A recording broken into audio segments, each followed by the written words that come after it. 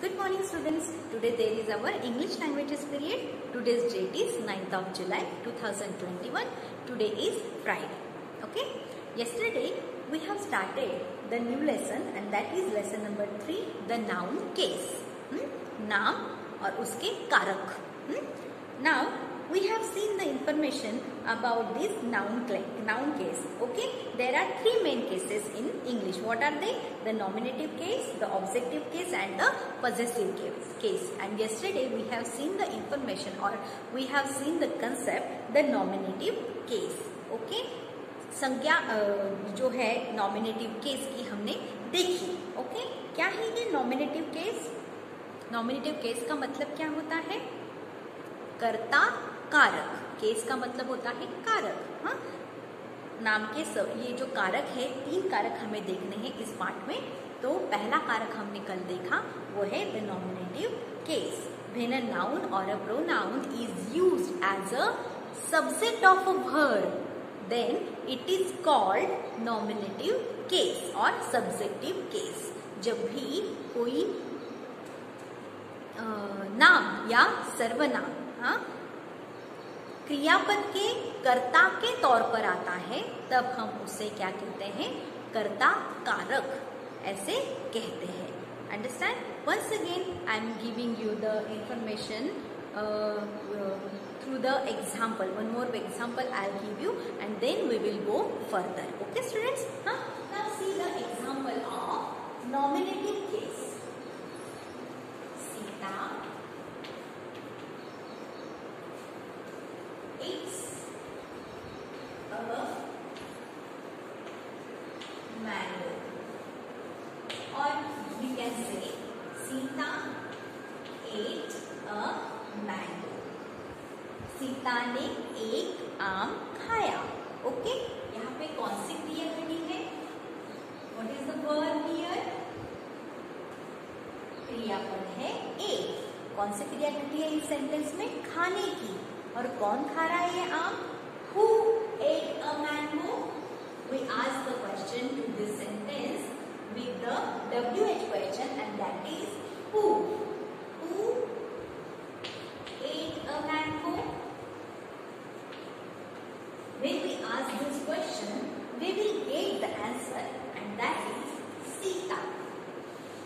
This is the subject. This noun, ये जो नाम यहाँ पे आया है, it is a subject of a verb. ये क्या है? इस क्रियापद का कर्ता है. क्रिया किससे घटी है? एक्शन किससे घटी है? सीता से, इस सब्जेक्ट से. Means this subject is related to this verb. It is used as the subject of a verb. समझ में आया? ये जो कर्ता है ये किसका है? ये कर्ता क्रियापद का कर्ता है क्योंकि जो क्रिया घटी है वो इस एक्टर से, इस सब्जेक्ट से घटी है. That's why it is called nominative case और subjective case. इस पर ज्यादा महत्व दिया जाता है क्रियापद के सब्जेक्ट को. Understand? Now today we are going to see the next case and that is the objective case. दूसरी जो केस है उसे कहते हैं ऑब्जेक्टिव केस. ऑब्जेक्ट का मतलब होता है सेंटेंस का जो ऑब्जेक्ट होता है वो होता है कर्म. क्रिया किस पर घटती है? ओके, समझ में आया? अब यहाँ पे वर्ब का जो रिलेशन है वो किसके साथ है? ऑब्जेक्ट के साथ है. Object, there are 2 objects, 2 type of objects. First one is direct object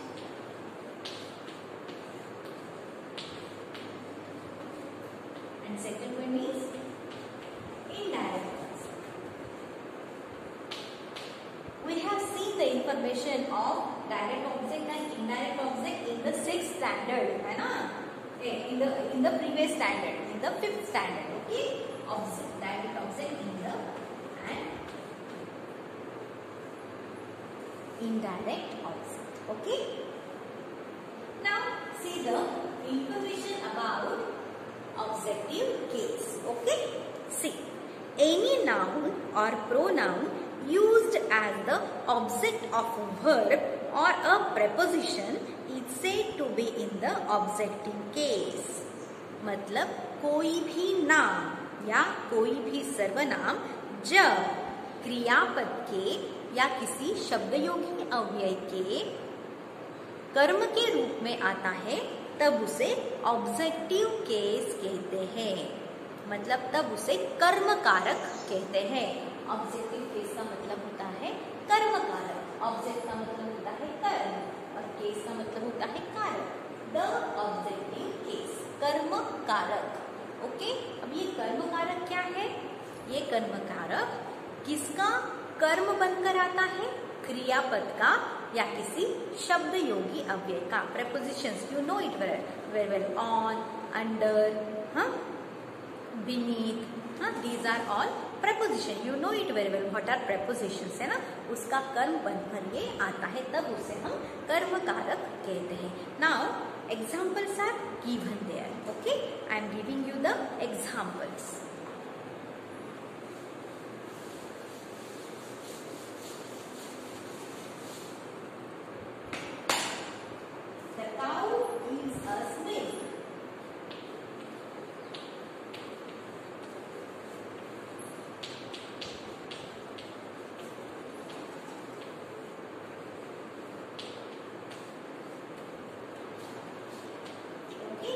This milk, the word milk is highlighted here. The next one is the teacher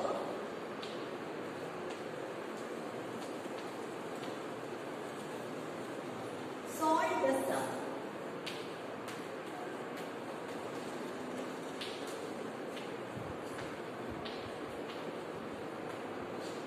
The word sum is highlighted here.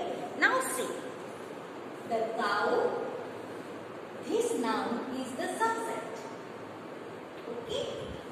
Gives is a verb. Okay? Now, in the second sentence also, the teacher is the noun and it is also a subject. Here, solved is a verb. Then, what about this?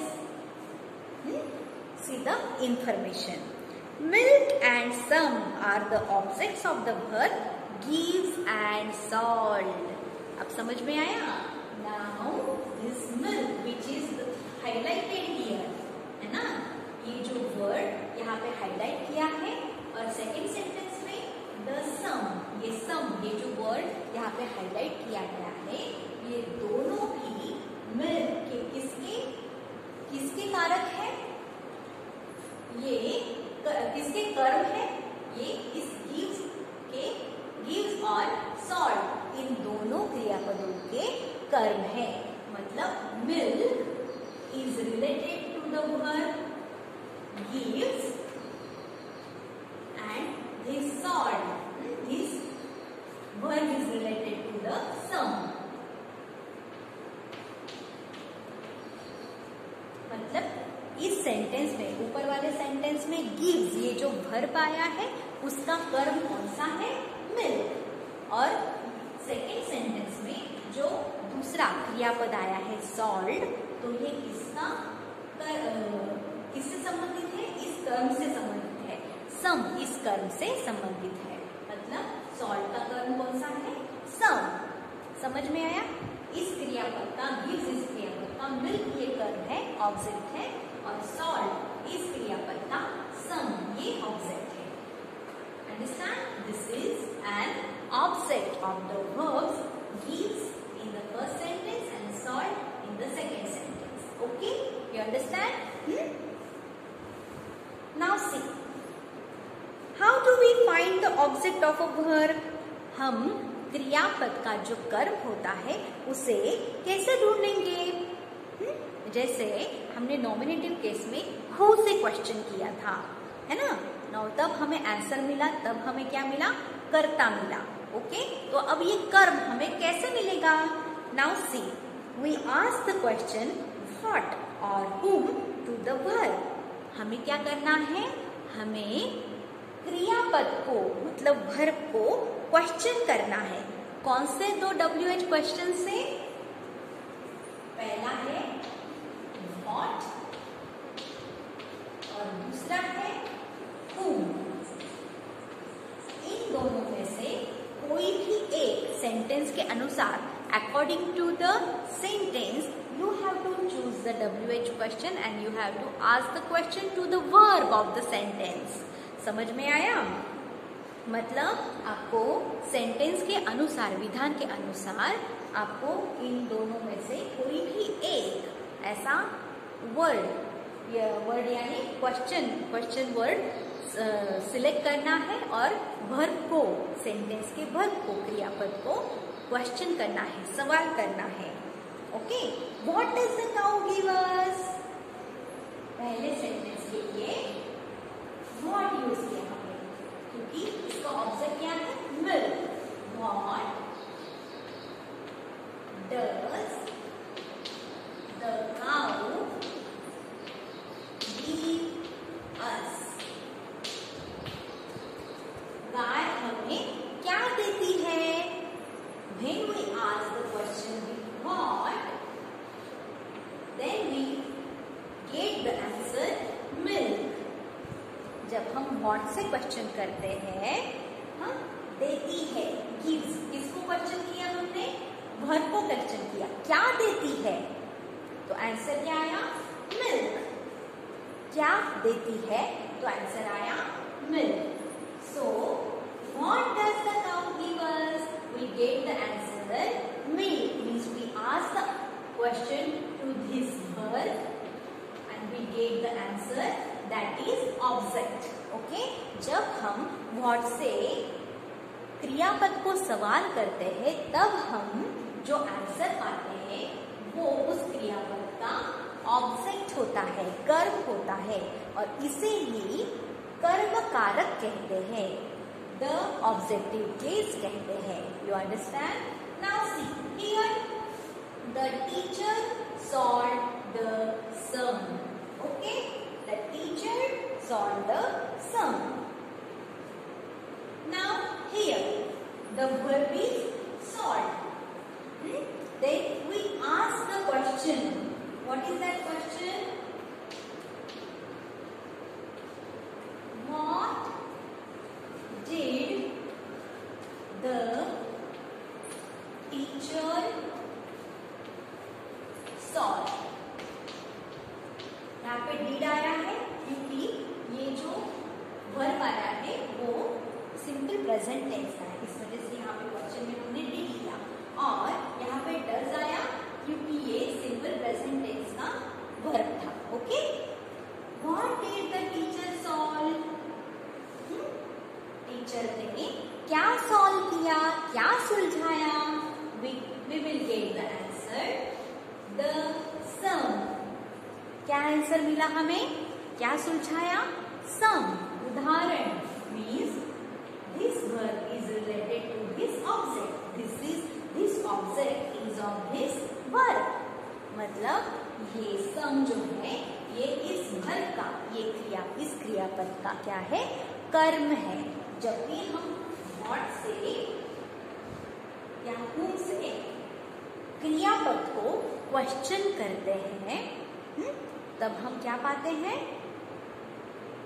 तब हम पाते हैं object, और इसे ही the objective case कहते हैं, इसे ही कर्म कारक कहते हैं।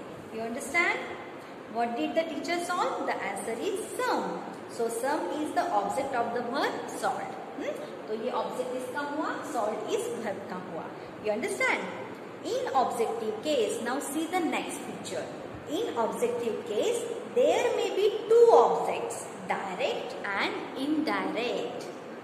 in objective case, इस कर्म कारक में दो तरह के ऑब्जेक्ट होते हैं, दो तरह के कर्म होते हैं। पहला है डायरेक्ट ऑब्जेक्ट और दूसरा है इनडायरेक्ट ऑब्जेक्ट। मैंने आपको बताया है ना, डायरेक्ट ऑब्जेक्ट यानी प्रत्यक्ष कर्म और इनडायरेक्ट ऑब्जेक्ट यानी अप्रत्यक्ष कर्म। Harry gave Lynette some books. Here one example is given. Now we will see the direct objects and the indirect objects. Okay?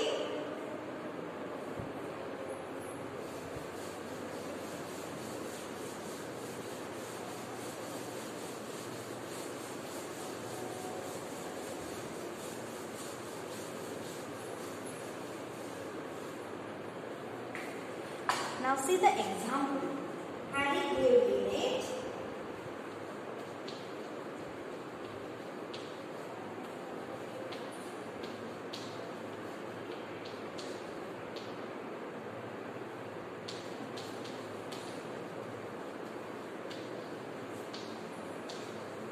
some. Okay. Now see the explanation of this example. Here, यहाँ पर the verb gave, ये जो verb यहाँ पे दिया हुआ है gave, दिए. ओके, ये जो gave है has two objects. इसको कितने कर्म है? दो कर्म है. Lynette is the indirect object. Here Lynette is an indirect object. अप्रत्यक्ष कर्म है.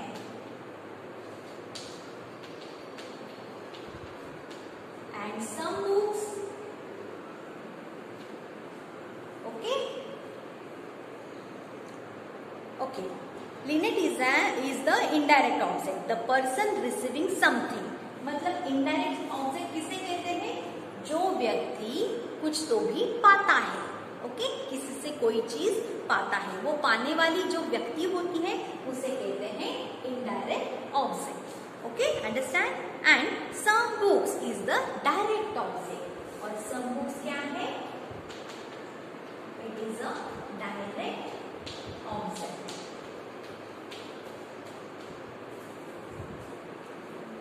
The thing that someone gives. कोई चीज जो कोई देता है. हाँ, हैरी ने क्या दिया? सम बुक्स दिया. डायरेक्ट ऑब्जेक्ट आया, समझ में आया? किसे दिया? लिनेट को दिया. ये आया इनडायरेक्ट ऑब्जेक्ट. मतलब कोई भी चीज पाने वाली जो व्यक्ति होती है वो इनडायरेक्ट ऑब्जेक्ट कहलाता है. कोई भी चीज किसी से पाने वाली जो व्यक्ति होती है वो इनडायरेक्ट ऑब्जेक्ट कहलाता है. और जो चीज डायरेक्टली दी जाती है, जो चीज डायरेक्टली दी जाती है वो डायरेक्ट ऑब्जेक्ट कहलाता है, प्रत्यक्ष कर्म कहलाता है. For example, one more example I am giving you. Ram gave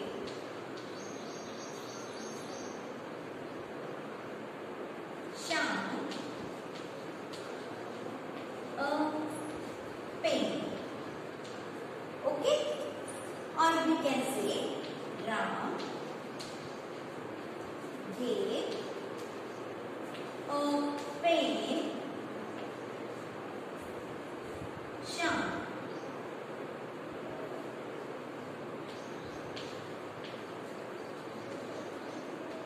Okay, Ram gave a pen to Shyam or Ram gave Shyam a pen. You understand?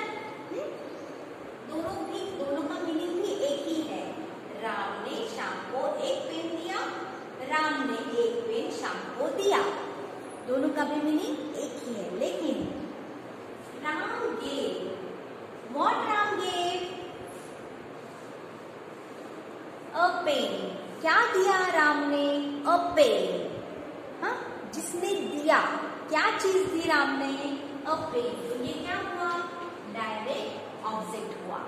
और पाने वाला व्यक्ति कौन है? वो पेन पाने वाला व्यक्ति कौन है? श्याम.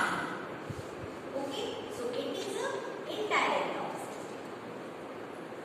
कोई भी चीज पाने वाली व्यक्ति जो होती है वो इनडायरेक्ट ऑब्जेक्ट कहलाती है.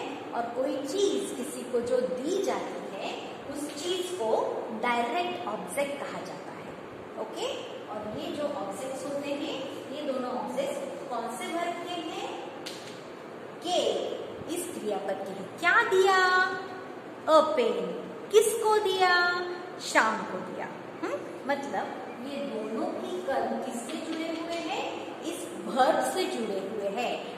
कर्म क्रियापद से जुड़े हुए हैं, इसलिए ये कर्म कारक है, इसलिए ये ऑब्जेक्टिव केस है. You understand? Here Ram gave a pen. क्या दिया राम ने? A pen. Direct object. किसको दिया? श्याम को दिया. Indirect object. पाने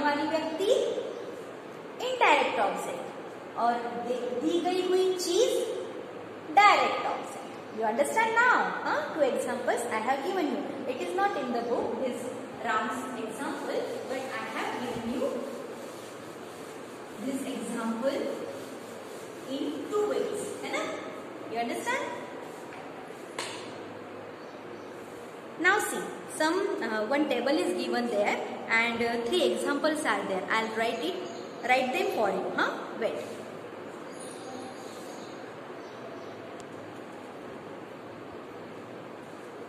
Now look at the examples on the blackboard.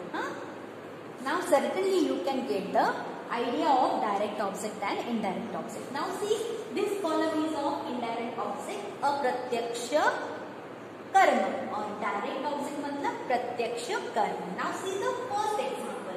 Sarla gave, Sarla ने दिया. क्या? किसको दिया? रुचि. क्या दिया? A chocolate.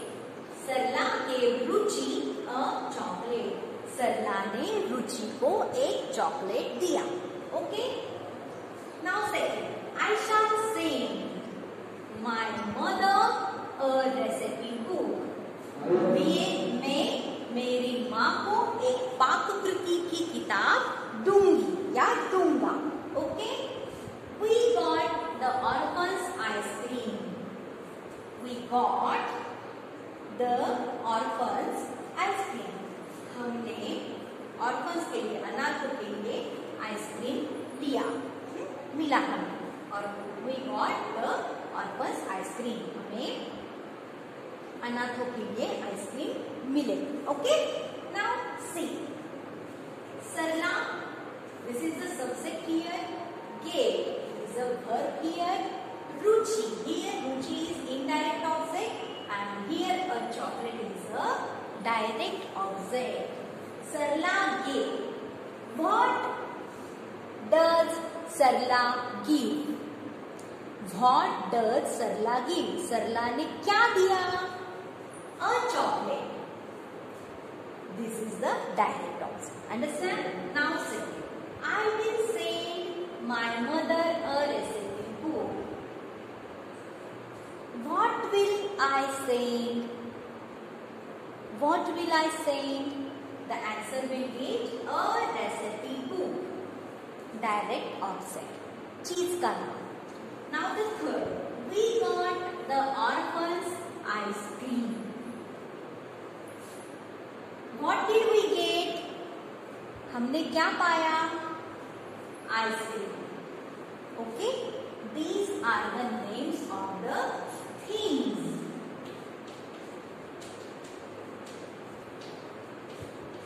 ये सारी चीजें जो है, चीजें जो होती हैं वो डायरेक्ट ऑब्जेक्ट में आती है. दी गई चीजें किस में आती है? डायरेक्ट ऑब्जेक्ट में आती है.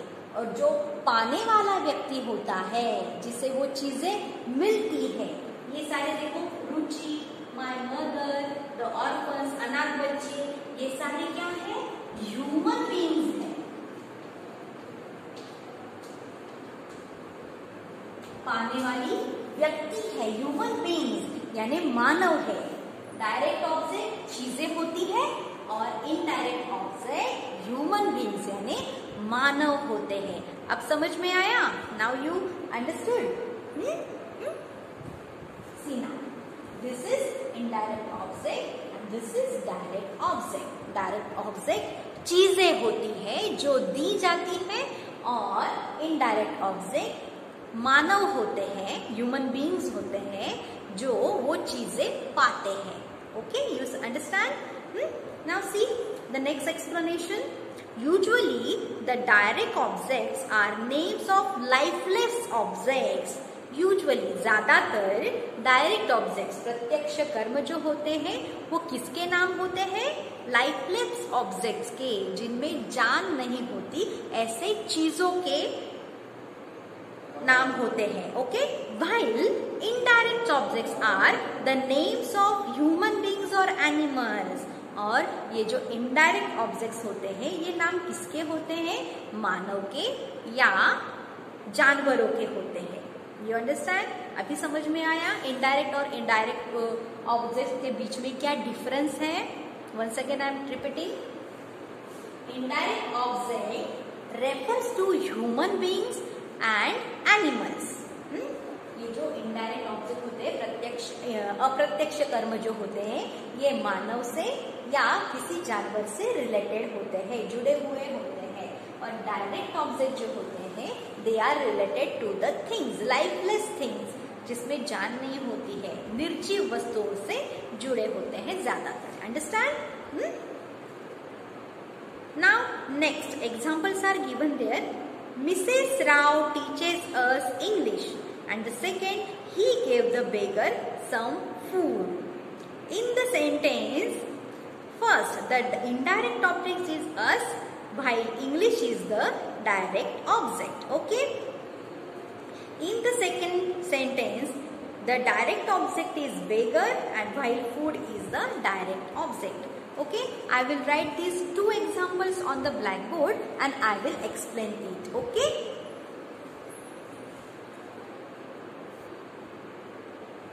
Now once again two examples are given. Okay. First, Mrs. Rao teaches us English. Mrs. Rao हमें English सिखाती है. Okay. What does Mrs. Rao teach us? What does Mrs. Rao teach us? Mrs. Rao हमें क्या सिखाती है?